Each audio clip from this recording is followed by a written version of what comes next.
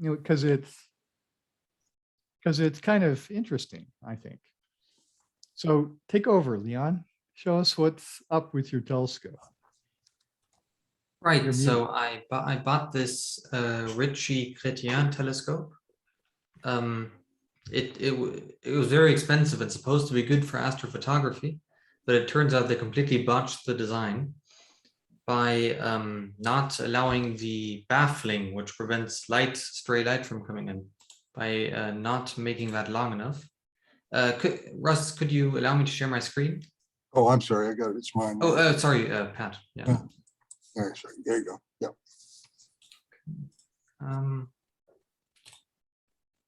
This is the telescope, right? So just to clarify, you have one hyperbolic mirror in the back, one hyperbolic mirror in the front, and the light comes in through here, hits the back mirror, hits this mirror, and then goes through this hole here to the very back, to the focal plane here where the sensor is. And to prevent stray light coming coming in, first of all, you block this with a big tarp, but in the front, there can still be stray light at an angle. So what you do there is you have this piece here, this baffle extending out of the telescope to prevent light from coming in at an angle from anywhere but the secondary mirror. And this is too short. So first of all, what Dave and I did was trace this, put the entire telescope into his Trace 5 software. And we got these measurements from the reseller I bought the telescope from, the actual telescope producer in Taiwan. They didn't respond.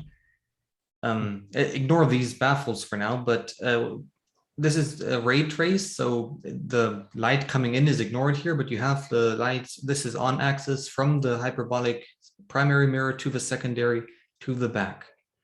And we took these measurements and first did a ray trace, and then the goal was to figure out how big these baffles have to be to prevent any other light than these rays from entering the telescope. So then I wanted to put it into a 2D CAD software, but the free software I found, I looked at two, but chose the second one. It was really awful, so I put this into a graphing calculator instead. So here you have this is half of the telescope. So this is the upper half. Here you have the primary mirror with this blue line and the secondary mirror in the front. And if you just look at the red line, this symbolizes light which comes in through here, bounces off the primary mirror at the furthest away possible spot on the mirror, so right at the mirror edge here, this blue dot, and then hits the secondary, and then goes all the way back onto the center of the sensor, so on axis. And then what we did is we took a second ray of light, symbolized by this green ray here, which passes as close as possible by the secondary baffling, which they had also specified. So this is the other extreme. So here you have the light which is on the one side of the extreme on the primary, and now on the other side of the extreme where it just misses the secondary mirror. And that also hits the back, ignore it going on here, and then hits the secondary at a spot. We had to also compute this spot with Trace 5, and this would also bounce to the back, but I didn't add that line because it's getting messy here. So then the goal is to make this primary baffling, it's to prevent any other light rays from coming in here. And the bad light rays, so the first bad light ray would be what's marked here, this one. So it's coming in from here at an angle, and it would make its way all the way into the secondary. And as you can see, this isn't any light coming off of this mirror here. This is just light which just misses this baffle here. So right at the edge, flies in and goes into the secondary. So the goal is the edge of the baffle symbolized by this dot. So the very edge of this thing in here, this has to be right here. So it allows the light to enter, which is at the extremes. So for this red ray, but it doesn't allow this light to enter, which is important. So imagine a line going from this, I can actually add it in here. Imagine a line going from here all the way to the back. This would be this big baffling here. So this would be this. going all the way back into the back. So this move there. So this ray wouldn't make it. But what GSO did is they placed their edge of the baffling all the way out here. And as you can see, this line here, this passes underneath it. So it would actually make its way into the sensor. And I'll show you what that looks like in a bit. And they based theirs off of the ray, which is just passes by at the edge. So off of this green line, you can see their thought process here. They put it right below it because they thought, that must block all the light. But if you have light at an angle coming in, that would make its way below that. So the goal is now to extend the baffling from this point, from this incorrect point with probably a 3D printed piece, and extend it all the way to this correct point, which would block that. And that would just be like an extension on here. So this ring would be a bit smaller and extending further out. Wouldn't, could I just ask a quick, wouldn't that block some of the light that you want? Or yeah, a tiny bit, but actually, yes, a tiny bit. But it's worth the sacrifice. I see. Yeah. Okay. Actually, I think I have the numbers. Here we go. So at 0.5 degrees away, or at if you take the center of the optical axis at the back, so the center of the sensor, and then you move 17.5 millimeters in either direction, only about 90% of the light would actually reach the back. So you're blocking about 10%. I see. And also an interesting side note, which I also didn't know, because this green line here is the extreme and hits here, this spot of the secondary mirror is actually completely unused. So the center of the secondary mirror is absolutely useless. I've never thought about it like that. Yes, so this is from earlier this year. If you ignore all the dust on here, this was a flat. So important here, flat means I'm looking at a light source directly, a really bright light source. In this case, it was an LED or the sun reflecting off a wall. And here you can see that the edges of the image are very bright. And this is because this is this light ray here, which just skirts over the edge and goes into their incorrect baffling. So this is why the edges of the images are bright. And actually, you'd expect the opposite, that you have darker edges vignetting.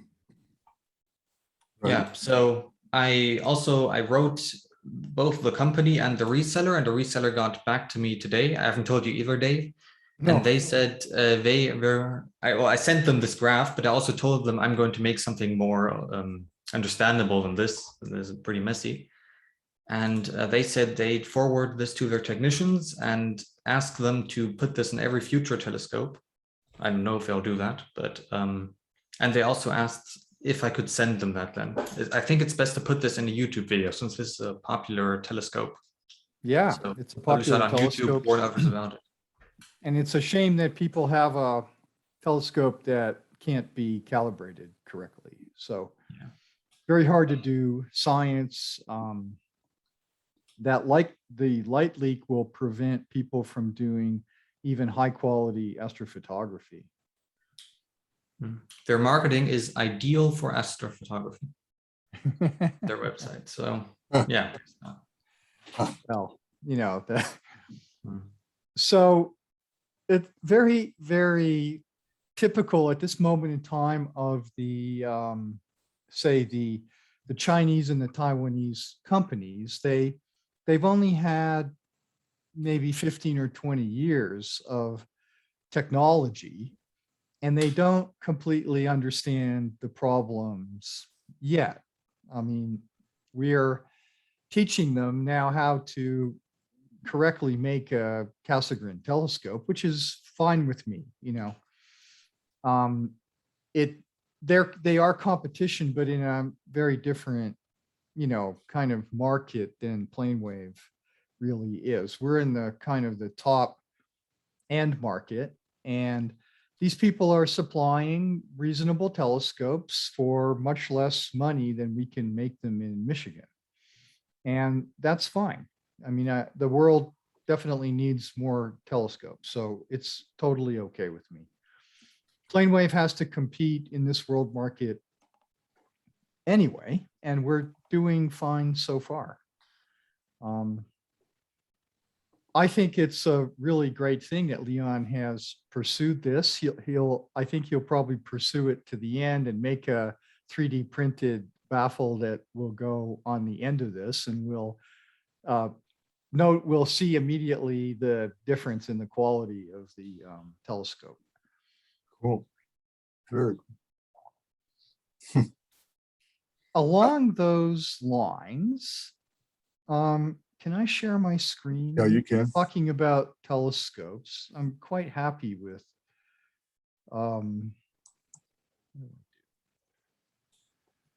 Yeah, so I'm quite happy with how things are turning out with the Delta Rowe 350.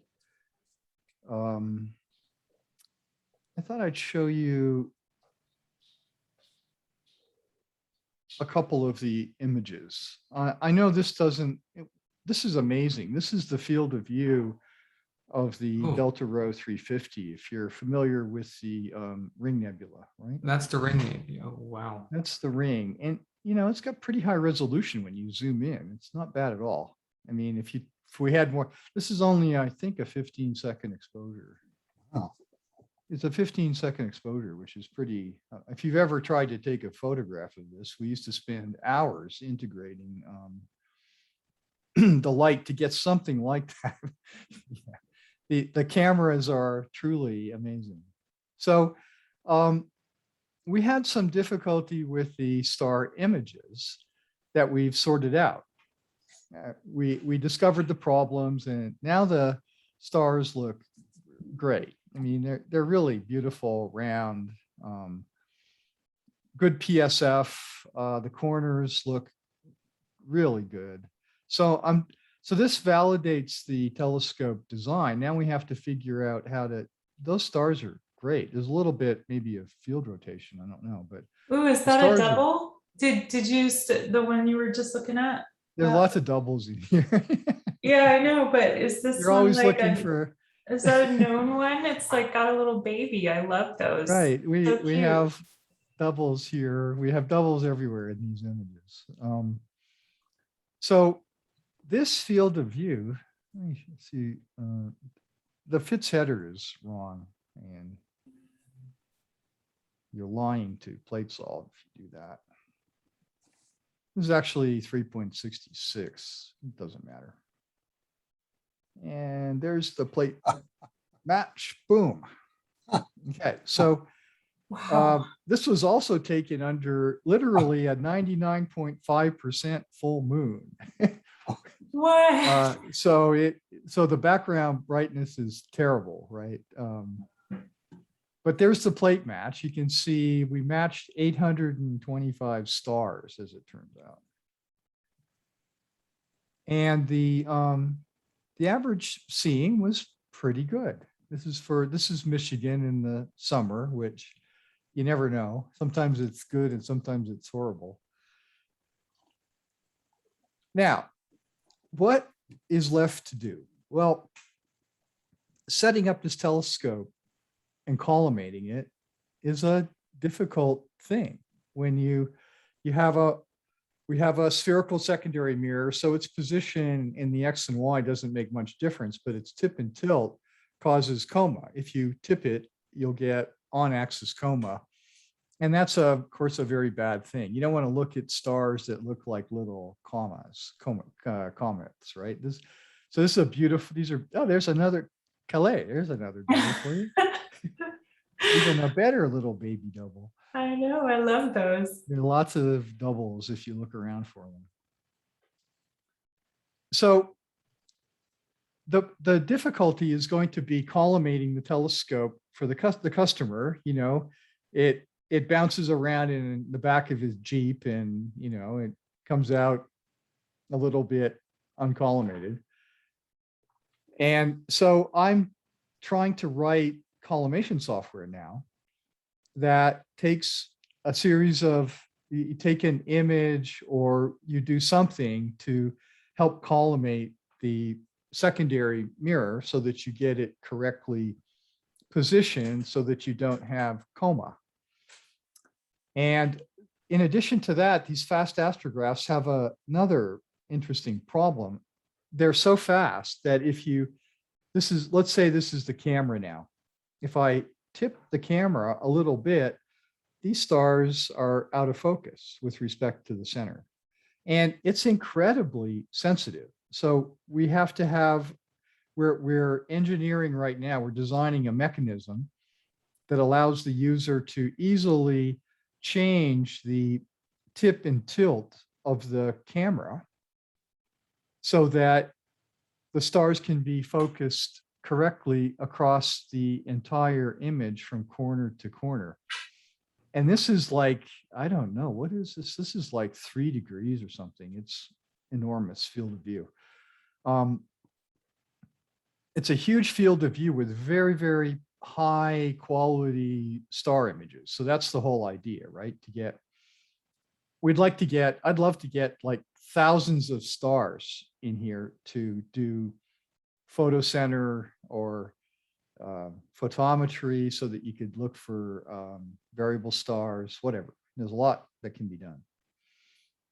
So not only do we have to help the customer with the tip and tilt of the secondary mirror to eliminate coma, but we also have to help the customer align the camera, the camera's tip and tilt, because the manufacturers of the camera, they don't do a perfect job, aligning the sensor with the optical axis, because, at some level you have to quit somewhere. You get 2 or 3 thousandths of an inch and you call it quits, but we need even better than that. Okay, so you get the idea. So there's an image. What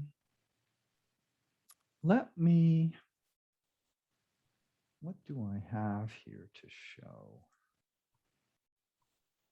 Tools, right? Focus run.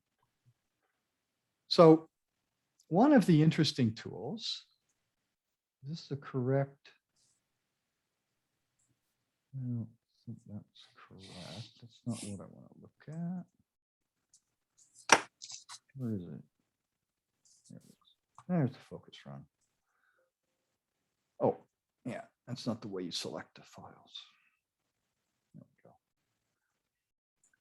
So if we give this a second, what it's doing is it's loading images that have been taken at different focal positions very accurately. We have a focuser that we know exactly how far it moves in microns. And we take images at each one of those focal positions. And now this program is analyzing each one of those images. It's actually doing a plate solve. It's measuring the average diameter of the stars in the image. And then it's going to produce a graph that tells us where the best focal location is. But it does even more than that. Okay, so this is called a focusing V-curve. And this is how we know that the best focus of the telescope is at the bottom of the V-curve. So this is the spot diameter versus the focal position. And here I have the focal surface shown in microns. So the center is in focus, but the edge is out of focus by 33 microns, this corner. And this corner is out of focus by 10 microns and so forth. You get the idea. So you see, even after Kevin Ayatt spent a bit of time shimming the camera with respect to the focuser to get it aligned as well as he could. And we still have a residual defocus of 30 microns, which is a little bit more than a thousandth of an inch. And it's that sensitive. We can, by just using photographs of the sky, you can actually measure the tilt of the focal plane to a precision of a few microns across the whole bloody field of view. Okay. So this, will adapt this technique to helping the customer level the camera so that it's in focus as well as it can be across the entire image. Dave, are you planning to automate that process? We do. Okay. we'll automate it. It's the thing that none of the astrograph manufacturers have ever done. They've never made it easy for the user to collimate the telescope, and that's why these these very fast astrographs have kind of a bad name. You know, they're super difficult to use. So a fun thing to do is to look at the spots as we run through focus. I have here the ability. What was the best focus? Probably like number. This is probably 6, probably the best focus. So we can actually watch the out of focus images. And the structure of the image tells you a lot about the quality of the optics. You'll have to take my word for it, but this is very high quality optical. This is the other side of focus. I'll show you. And you'll notice that the two sides of focus are almost identical. And that's what you're looking for a very high quality astrograph. So here's one side of focus, and here's the other side of focus. So a telescope that performs like that is really has a almost no spherical aberration at all. If we look at one of these guys, you can see a little bit of stuff, but this is the diffraction pattern that you'd actually expect from if you take with a spider, you know, there's a spider vane holding the secondary mirror. So this is actually very close to the diffraction pattern you'd expect from a telescope with a spider and a central obstruction. So that's what we're up to. Now the next job is to write the software to take advantage of the fact that we can calculate coma. I didn't actually show you how we do that. That's kind of interesting. This is a trade secret, so nobody gets to tell. Where am I?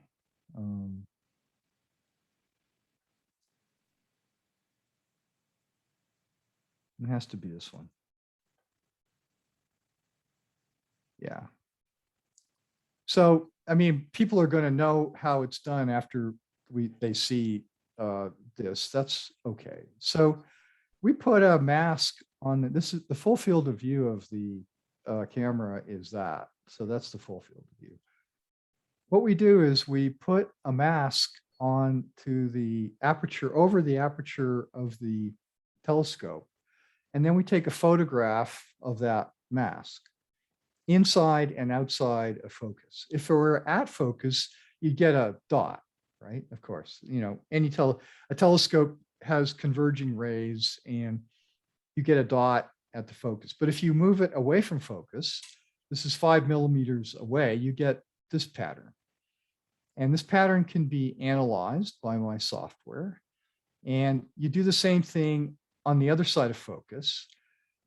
And these are called Hartmangrams because a guy named Hartman was the first one to use this technique.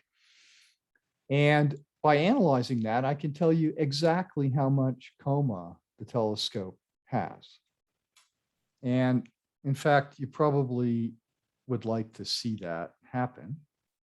Maybe I can make it happen. Let's see.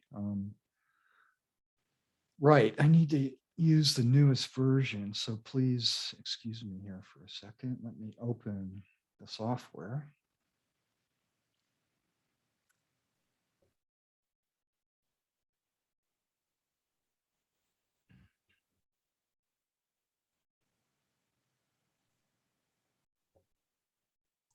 Once you determine that slight tilt, can you actually adjust that precisely as well? Yeah, we're making an adapter for the focuser that goes on the end of the focuser that allows a very, very precise tip and tilt. You know, Kevin already made one, but it's not fine enough. I mean, this has to be we're talking about a thousandth of an inch making a difference. So we Yeah. have to do this very, very carefully. And it's the thing that the astrograph people, the telescope making people haven't done. And Yeah. that, that makes a big, it's going to make a huge difference. I think this will be one of the most popular astrographs ever made. I suspect it will be. But anyway, so this just analyzed those Hartmanograms. And I'll show you the actual Hartmanogram that it analyzed. So there's the Hartmanogram.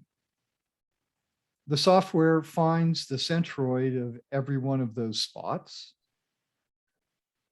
inside of focus and also outside of focus. Let me show you that disappeared. So this is inside of focus. This is outside of focus. They look identical, but they're not. In fact, all of the information is contained within, a few tens of microns of motion of these centroids. So we're using the fact that we have a very high resolution camera. It's like doing photocenter astrometry, right? You take the centroid and you use the centroid calculation, which is very, very accurate when you've got a nice big spot like this. The spots are like that. And you do the centroid calculations, and you then calculate the aberrations that are in the wavefront of the telescope as it propagates through this. And we get a result. And this is one of the pieces of software we use a lot at PlaneWave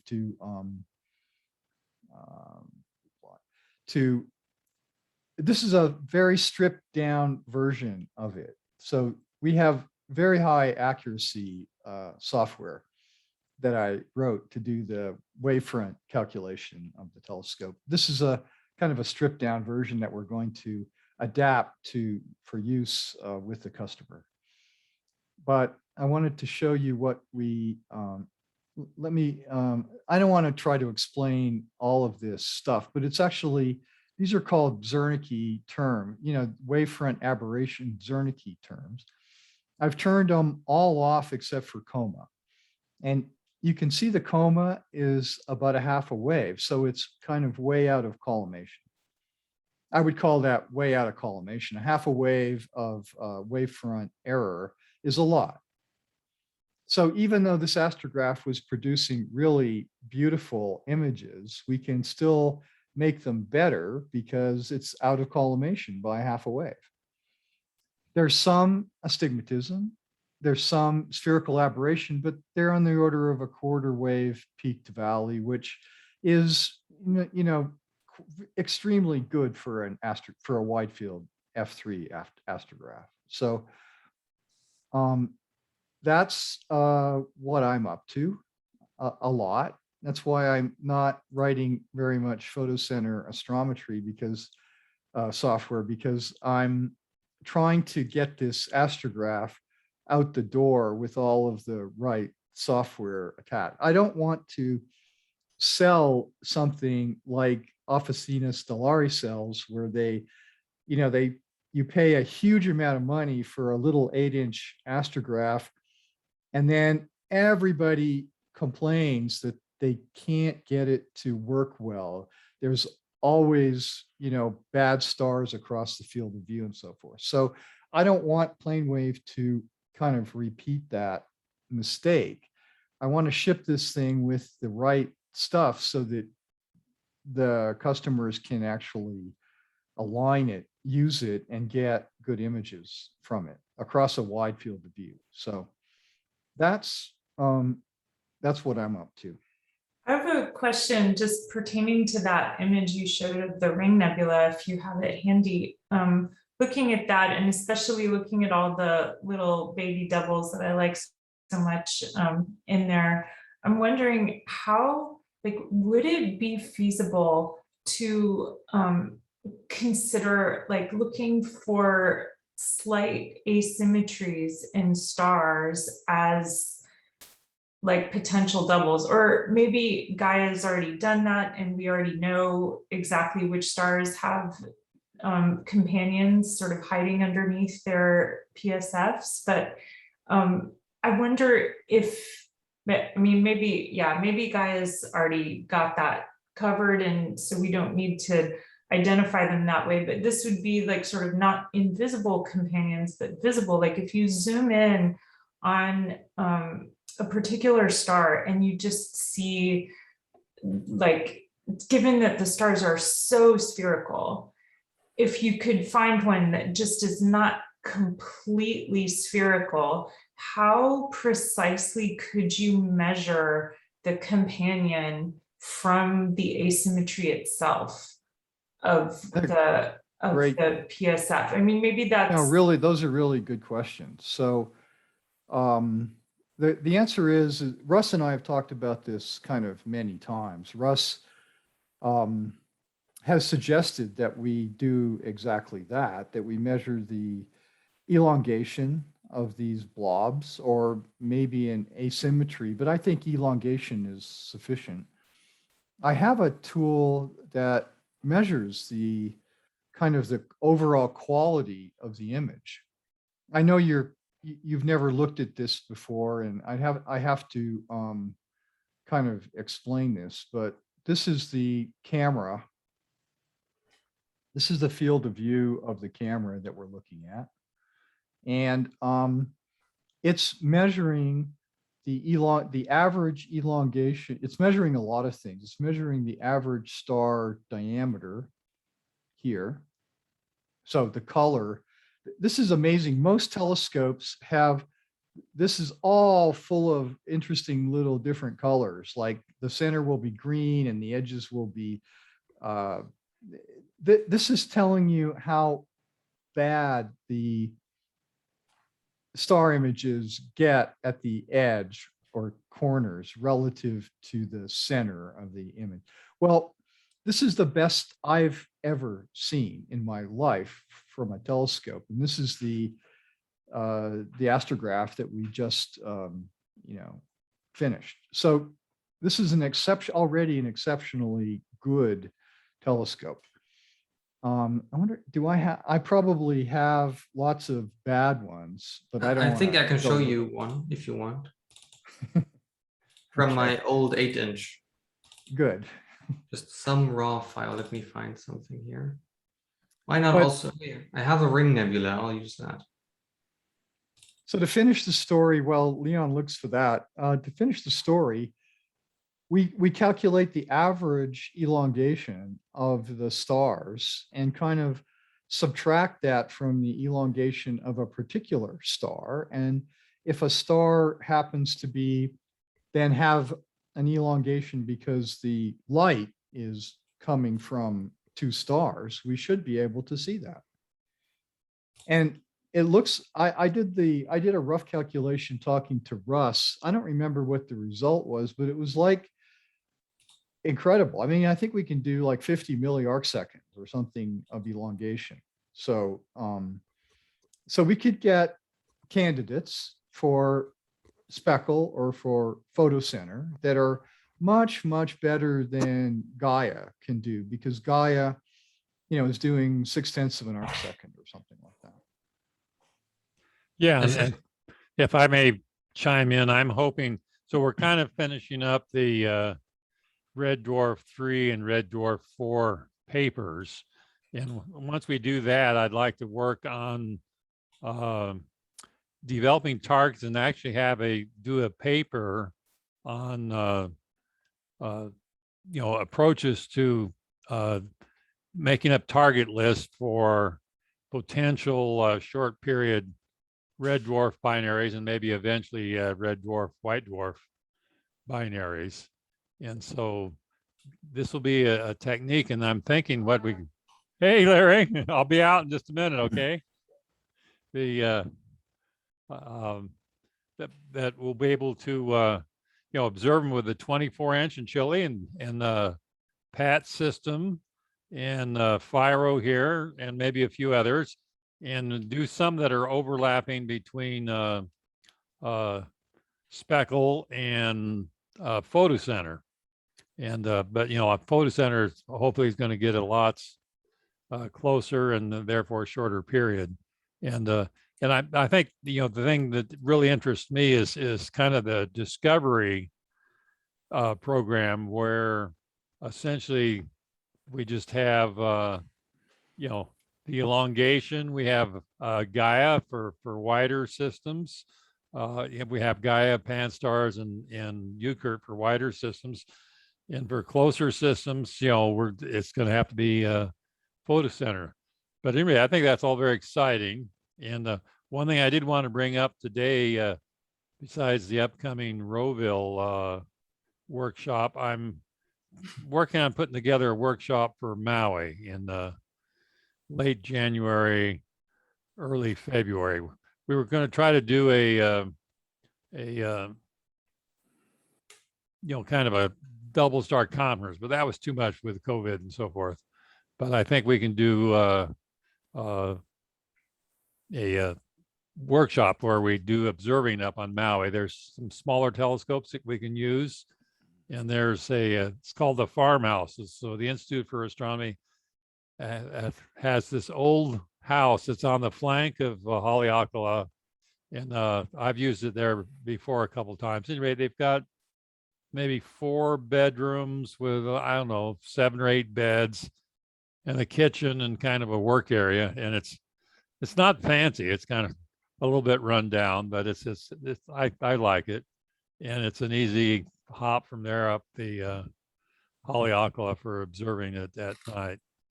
At any rate, I did want to see if any of you were interested in that. Hey, Rick is okay. Let me see what happened to my. Yeah. So anyone else? It sounds amazing, but January, I'm not going to be able to get away from school. Yeah. Well, we'll bring in some people remotely. So Rick and Yeah, Pat. I could come remotely. Yeah. Well, remotely, sure. But Yeah. hard to far Okay. away. Leon remotely in Calais. Yeah, me too. I would be remote from here, I Yeah. think, in January.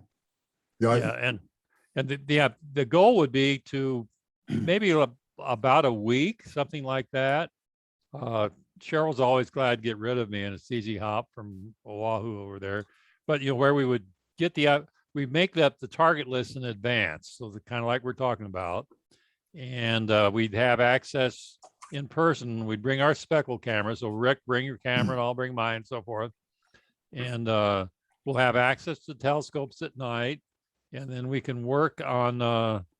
And then we don't have to stay all night. It won't be that. It'll be we can just do an evening runs, and then we'll have access to the 24-inch remotely, and we'll just see if we can make some observations and get going. At least get drafts of papers.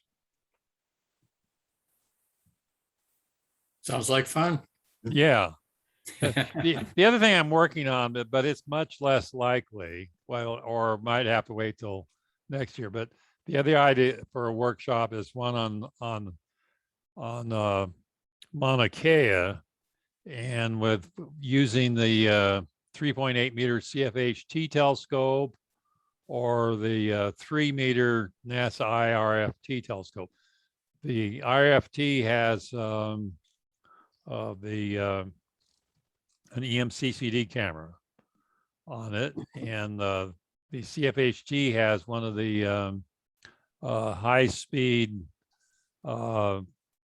near IR cameras that does the I think they do JHNK band, and they can do it at high speed. So we could do speckle. Oh, and of course there's the Elliott Horch's super duper speckle system on the Gemini 8 meter.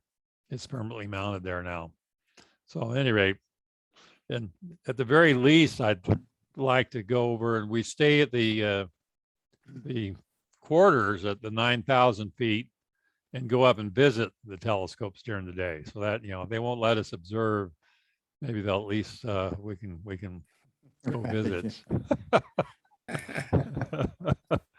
So Anyway, we could spend until then working on identifying targets using using some of this stuff. I think like I'm still on that elongation thing, and I think that might be so. The other, I've been looking at Phoebe, which is a modeling software for eclipsing binaries, just as part of another thing, and it's really complicated, really powerful, but it like has very detailed models for stars passing in front of each other. And I'm thinking that with the like elongation capabilities here, given I didn't realize Gaia was only to 0.6 arc seconds. For some reason, I just thought Gaia was like the could get things that were like super duper close.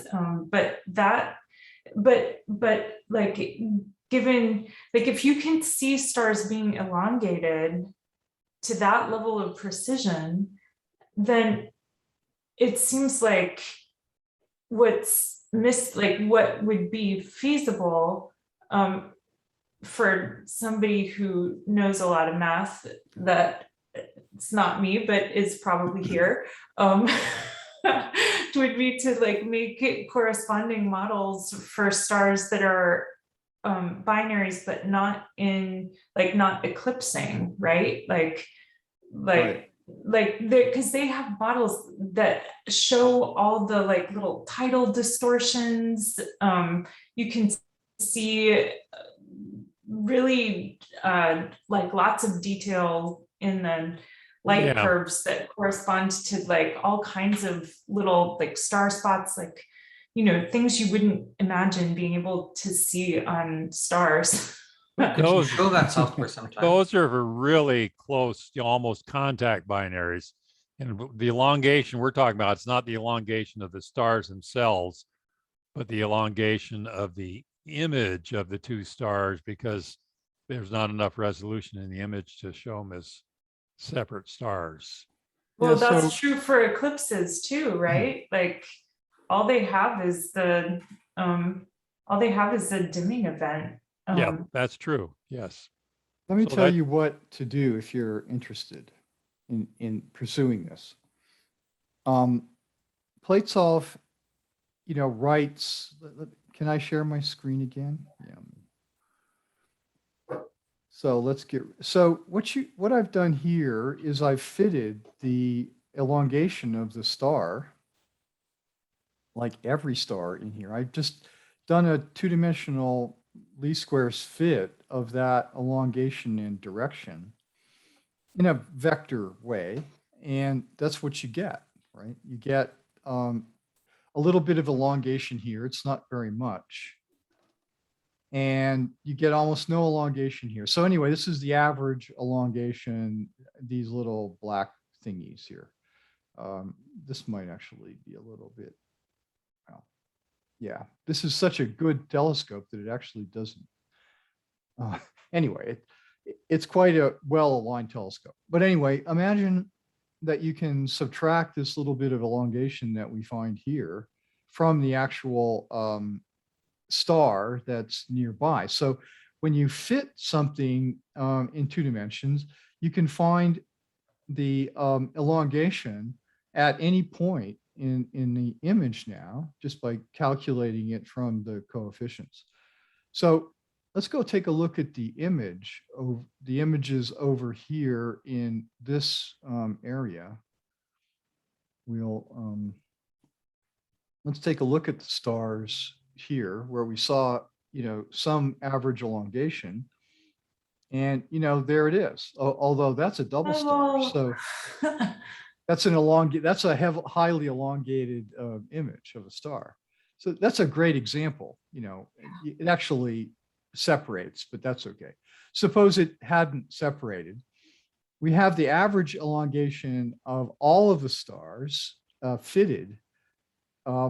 And then if we subtracted that little bit of average elongation, which turned out to be a few percent from this thing when it was a blob, right? A nice big blob.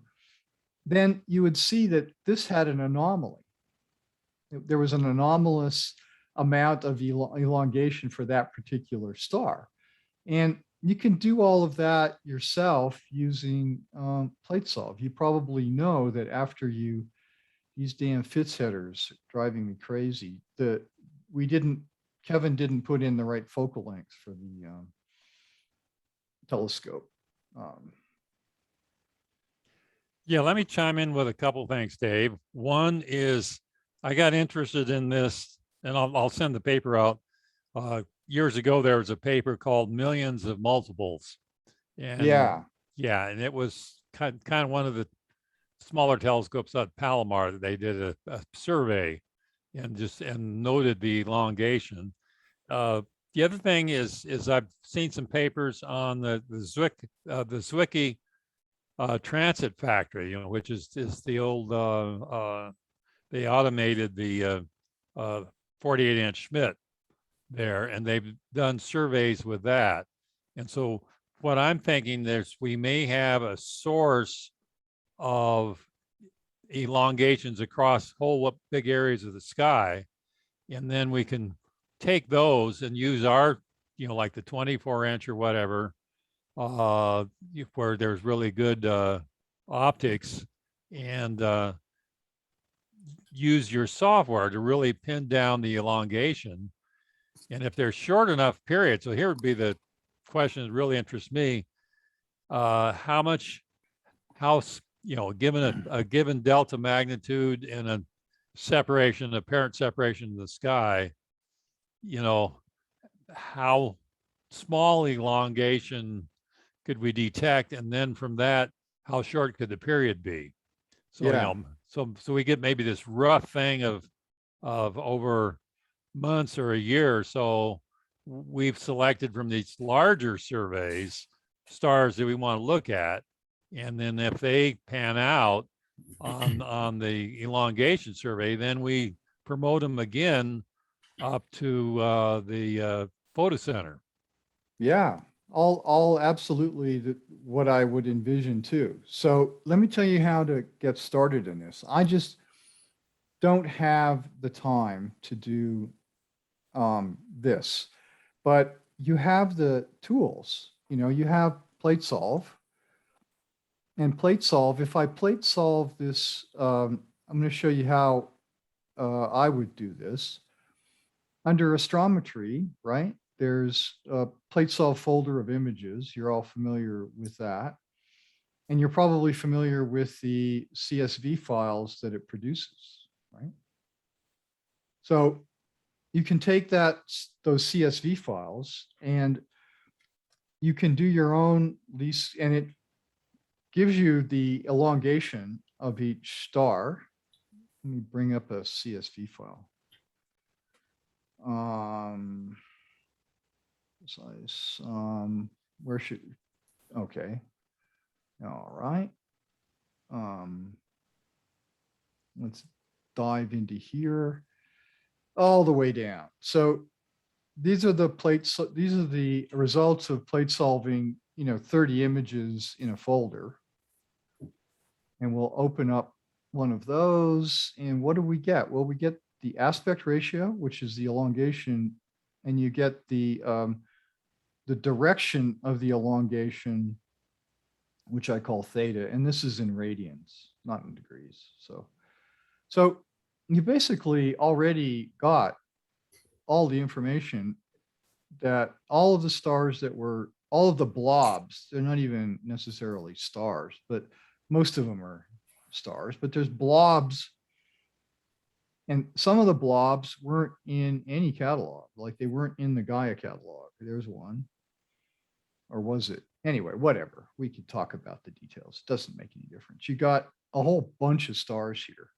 You could calculate your own, you could do your own vector fit of the elongation, and then you remove that vector fit of the average elongation for each individual star, and you calculate the residual, or the anomalous, if you like, the residual elongation. from the average elongation. And that tells you that residual should be close to no elongation, which in my terms would be 1. So if the aspect ratio is 1, it's a perfectly round Where object. does the average, the least squares fitting of the average come from though? Well, I haven't done it here, but Oh, well, you've done you it know, elsewhere though. I mean, You- you've- finding the least squares. Okay, so Rick, You- what I would do is you turn this back into an X elongation and a Y elongation, Yeah, okay, right? Because it's a vector. yeah, And then you fit that individually. Let's take the X elongation as an example. Let's just say we just look at X. You fit that elongation in the X direction using you do a polynomial fit of the X elongation okay, over all of the stars in the image weighted Yeah. with, and if you like, you can weight it with the SNR, for instance. based on their centroid positions, yeah, Right, okay. and then you do the same thing with the Y elongation. okay, And, you make your own polynomial fit of the elongation in the X direction and the Y direction, and then you subtract that, we'll call that the average elongation. It's a function of position because it's a polynomial fit across the field of view. You subtract that at this particular, so if I look at any star, let's look at this star. Well, from the aspect ratio and from theta, you can calculate, notice this theta is quite different from these guys. So this guy might actually have some residual elongation. I mean, I'm just making it up, but I haven't done the calculation, but I certainly could. And the easiest way would be for me to do the calculation, but it would be nice if one or more of you actually took this information and tried it yourself. I mean, it's all here. You don't have to wait for me to write the code because that might never happen. I might die before we actually have software that does this. So, what I'm saying is that it's all here, Calais, if you want to look into it. It's all totally, you could literally take this CSV file and look for, anomalous elongations, and then we could go back and look at the star from the image. And I'd like to, I think that sounds really cool. I can't promise because it's school and craziness, but would it be possible to send that CSV file? Or a Yeah, different sample and the image corresponding, or some other sample, like, that would be like, you just need a CSV file and an image, yeah? Well, you definitely need the CSV files, and there's 30 in this group, if you recall. We were taking 30 images at a time. And here they are. And I think didn't we even put some up on a drive somewhere? I don't remember where Not the we were at images. with the drive stuff, Oh, I have a link, or you could send them to me by email and then I could put them up either way. Right, I'd be totally happy to. I have all of this stuff here. I have, what was this? Different,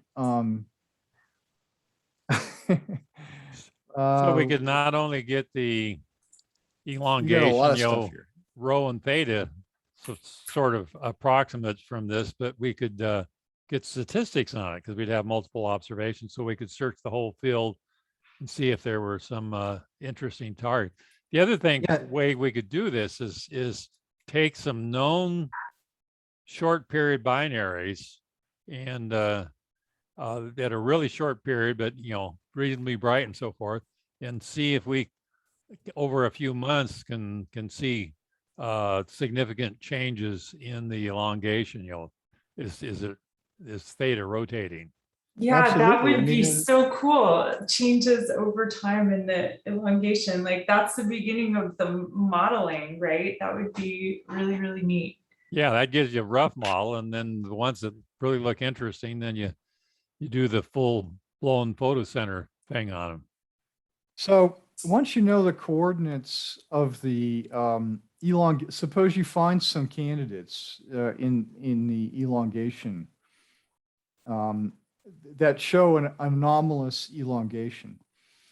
Well, you notice here that I'm measuring the So I want to talk about how good we could do. What's the noise floor or something for this activity?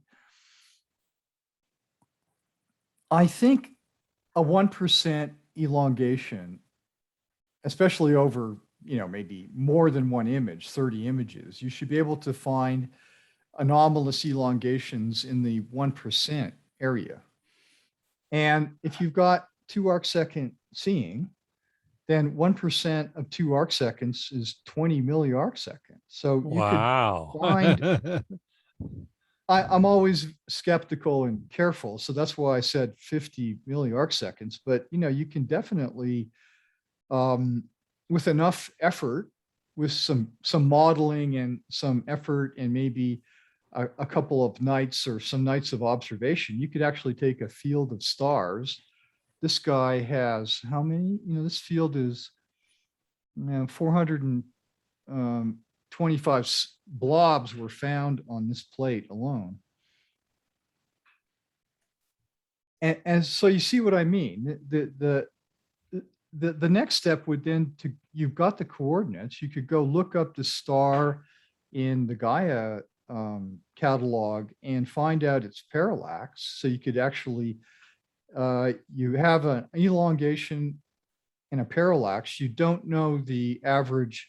You don't know the difference in brightness of the two stars, but what the heck? You've got a hell of a lot of information already. You could actually compute orbits. I mean, I know you don't know the orbital parameters, but you could actually kind of find a range of orbits that would match the observation and decide whether you could actually estimate or guess at the period of the Right. That's what I'm all real from- interested in. That's what All we've from already that. been doing to some degree there with the red dwarf candidates. Yep. Looking at the parallax and the separation and estimating roughly the orbit. So there's a world to explore. We've already got the information. I just can't handle what I've already got to do. I've got to get this plane wave telescope in customers' hands because, it's kind of what I consider my contribution to the field of telescope, a major contribution to the field of telescope stuff. So yeah, it's all there. This business of finding centroids and stuff, I think is a very, very powerful technique. And, Russ and I have talked about this for years, and he was the one that suggested that we look at elongations. And I immediately recognized the worth of that. But don't you assume that the elongation is always constant? So you assume perfect tracking, no mirror flop, no shift in focus or collimation? Or do Well, you look? Well, it falls out of the average, doesn't it? When you Yeah, that's I bet So do that's you what average it- for each new image, is what I'm asking. Yeah, you have to take an average for each new image and recalculate the anomalous elongation for that particular image. And then find the average over a bunch of images of the anomaly for each image. You get the idea?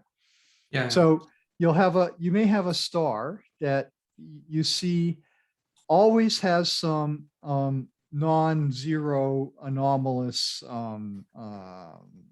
elongation. And that you should be able to do, believe it or not, to probably 20 milliarc second. I don't know if precision, I don't know what the right word is for this. Accuracy, precision, or noise floor, or whatever we're talking about. It's kind of a whole new field that we have to get the right words for. But it's all there if you want to peck away at this a little bit. That sounds really cool. And I'm gonna have to go because of something gonna start in 5 minutes, but I put the link to the drive in chat, or if it's easiest to email me a few CSV files, it might be like just interesting to start playing with them and see what we see. I don't, again, know if I'll have any more time than you do this week. But I'll, like, it'd be neat to have them, and then we could like maybe just start looking at it. I could envision this being so super cool. And it would anyway help choose targets for Russ's Hawaii run. Yeah. Well, and for the 24-inch and for Firo, no, I think, and that's why I think it shouldn't just be a question of targets for a single run or paper. What we need to do is kind of write a good paper on the whole process of target selection for what we're doing. Because this, and the bottom line here, I think, is that Dave's, super duper plate solutions has opened up a possibility for, precision on centroids that maybe the professionals, or very few professionals, have. I mean, so we're actually on the forefront there. And Dave, I wonder, I don't know if you have a rough price for the new astrograph, but and what's the aperture going to be? But that could be a pretty nice tool for elongation or photo center work. Yeah, we were trying to keep it under 15 thou, but I see that they've got it priced at 20, but unfortunately. And what's the aperture? 14-inch. Oh, okay. Wow. Very nice. Yeah, that's amazing. Yeah. So we need one or two, maybe put one in Chile. Well, that's a real possibility. I want to get one at SRO, excuse me, at SRO here in the Sierra Nevada. Yeah, well, if we can just, I'm in Columbia. I'm not. yeah, here, if we can just here somewhere. if we can just latch on a little bit of time, if you get one in SRO, we'll help demonstrate the amazing things it can do. It'll be my telescope if we get Yay. one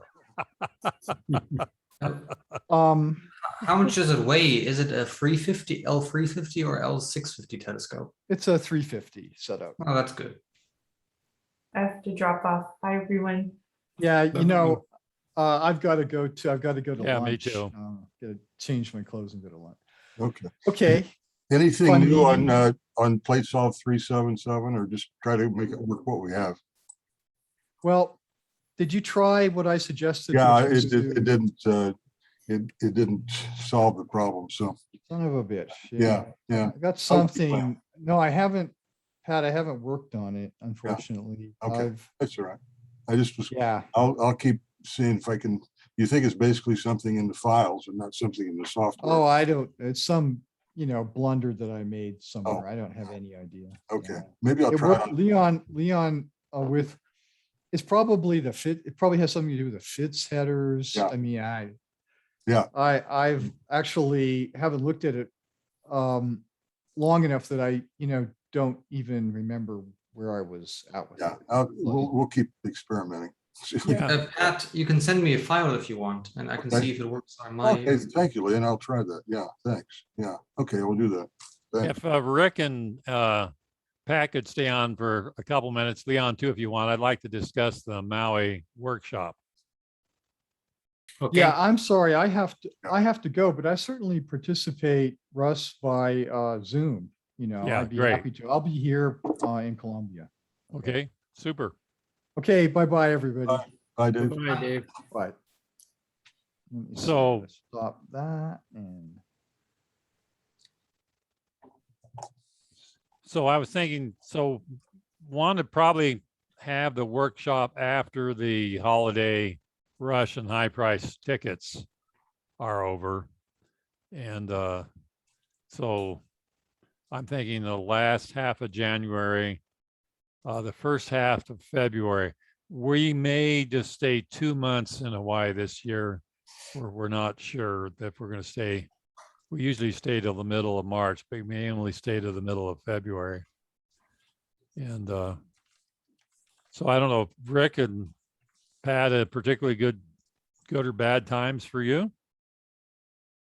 I don't know that far ahead what's good or bad, but I don't have a whole lot of stuff on my plate anyway. So not extracurricular stuff. So Sure.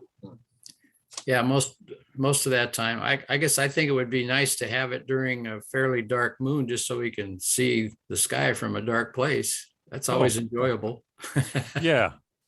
Okay. But- I'll But throw that time in. may be, that time may be subscribed for all those telescopes already by, The telescopes, professionals. in terms of, there's some local amateurs. Steve, for instance, I've observed with his it was a C10 or C11, any rate.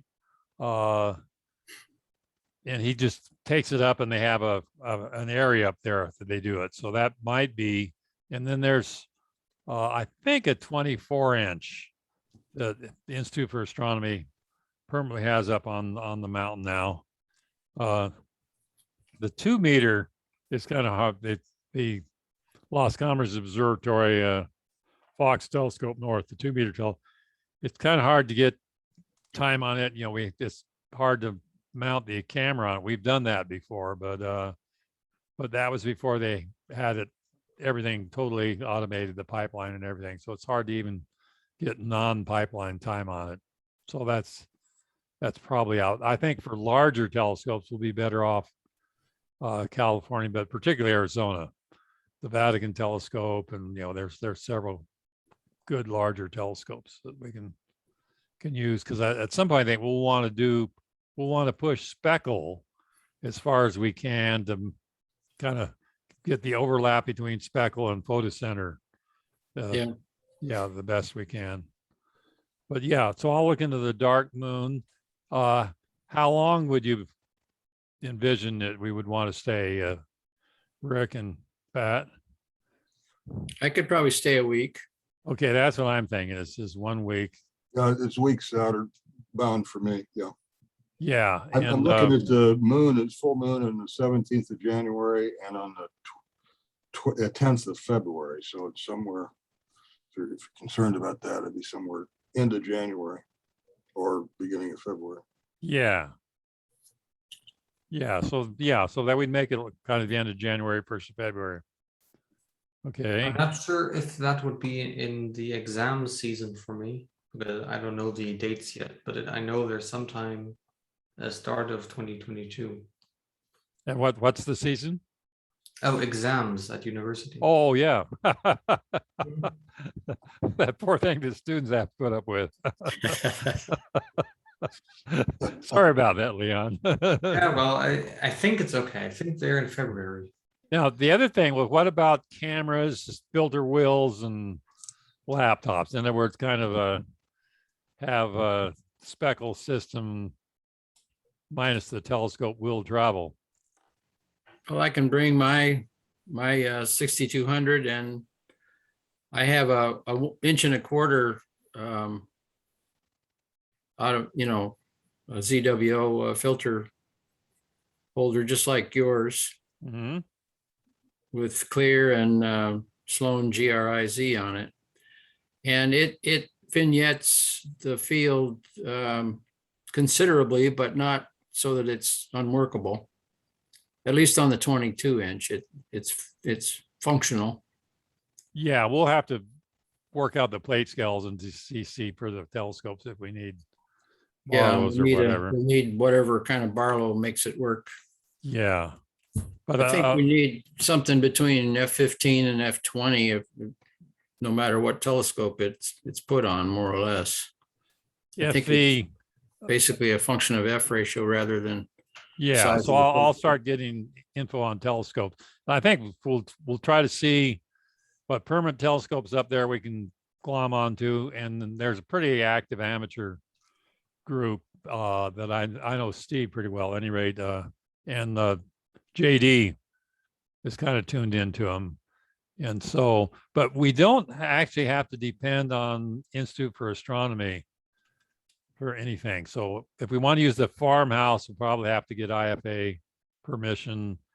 It costs, but it's something like, I don't remember. A few years ago when I stayed there, it was like $20 a night or something like that. So it's kind of a nominal fee. It's not fancy, but it's just fine. Pretty reasonable, like Mount Wilson. Yeah, exactly. It's kind of like Mount Wilson. In fact, another thing is like Mount Wilson, that it's not air conditioned very well. So and it's part way up the flank, so it's a little bit cool at night. Yeah. And they didn't have heaters. The Hawaiians don't seem to be big on heaters, and so I remember so I stayed there. It was a week or two. We had a graduate student, and at any rate, we would turn on the oven and open the door. Or you could bring warm clothes to Hawaii, which doesn't work very well usually. Oh no, you got to do that because it's really cold. I know. Up on the summit. Oh, yeah, it is. I had a regular tourist kind of expedition, a tour up to Mauna Kea in 2017, and it was fun. Of course, we didn't get anything but look at the telescopes out from the outside. No tours Yeah. or anything like that, but it's still a kind of a spectacular thing to go up that high. And it's like a different world up there. It's more like the moon than the earth up there. Exactly, very much. Because We could maybe, the air is thin and the sky looks different, and there's no vegetation, nothing but lava all over the It's place. weird, yeah. It's And different. we might be able to lean on Leon and maybe bring Ivan into it a bit for this developing the targets and target list and work. It'd be very nice to get the really work through the targets and try out a few things on the 24-inch before the workshop and get a paper out on targets.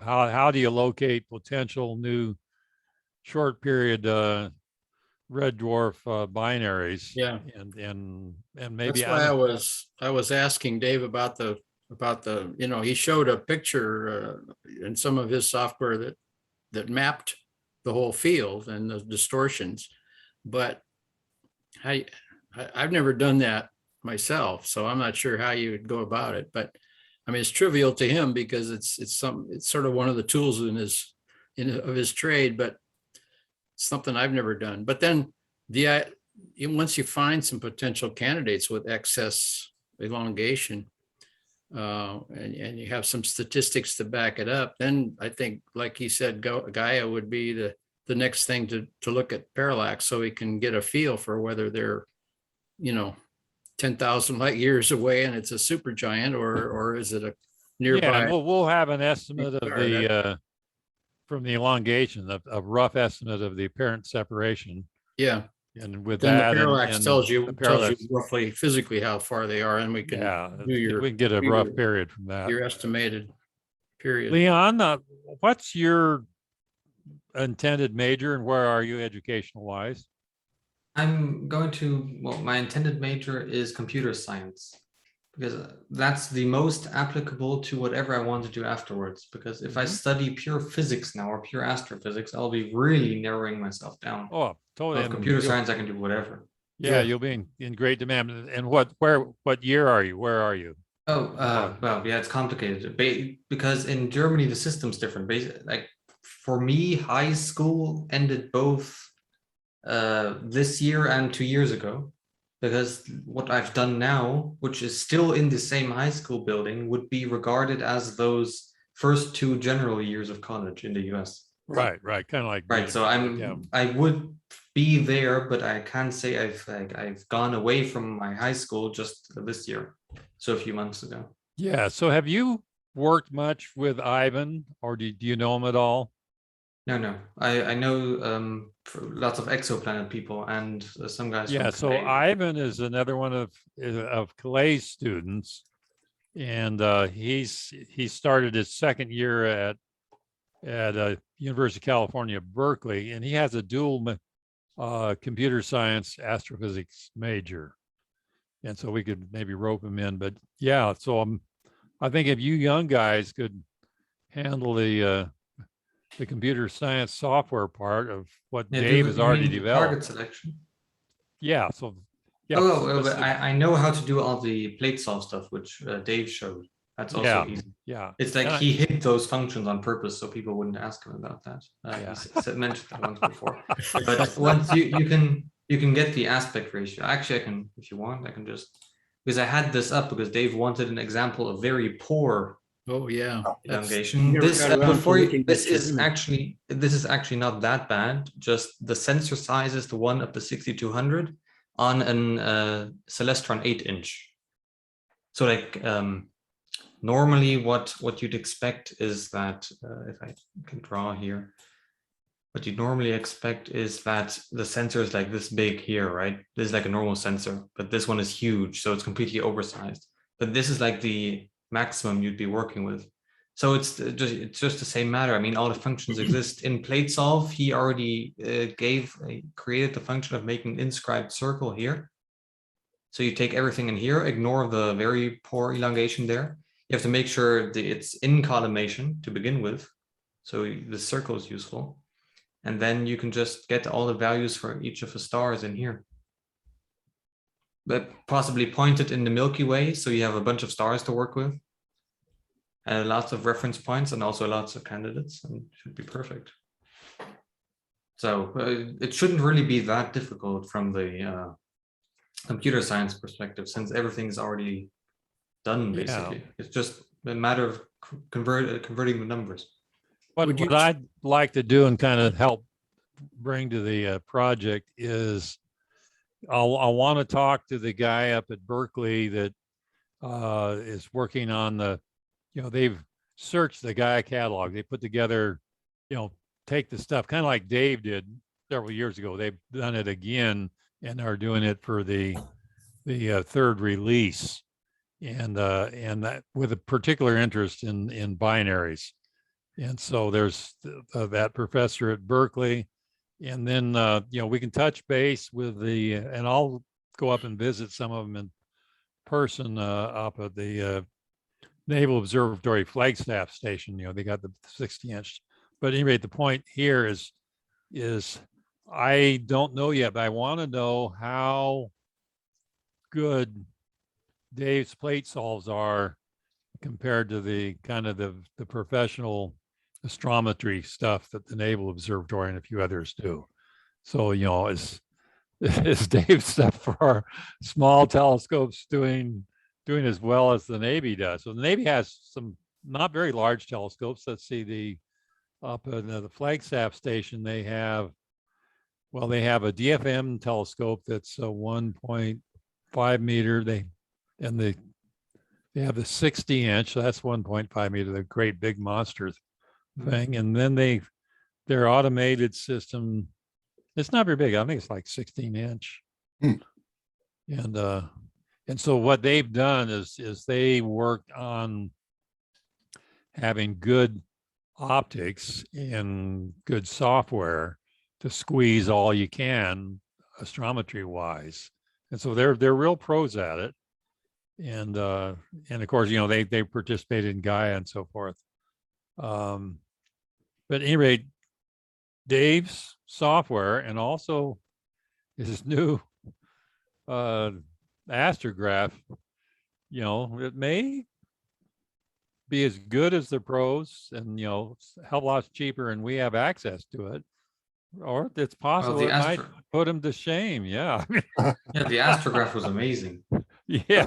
Because I've seen that field of view, just the stars, some of the stars there, I first thought they were hot pixels because it's such a huge field of view, but the stars are tiny and pinpoint.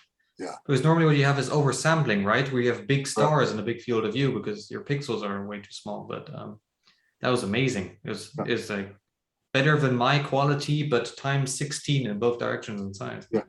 So Rick, you're coming to Rowville, right? Yeah, Oh, Yeah. that's, yeah. So, and Pat, are you think you can make it? I can't make it.